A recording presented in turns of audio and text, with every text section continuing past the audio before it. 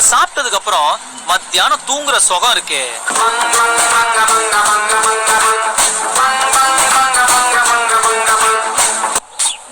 இப்படியே படுத்து கிடந்தா அப்படியே எந்திரிச்சு போய் வேலையை பாரு. முடியாது.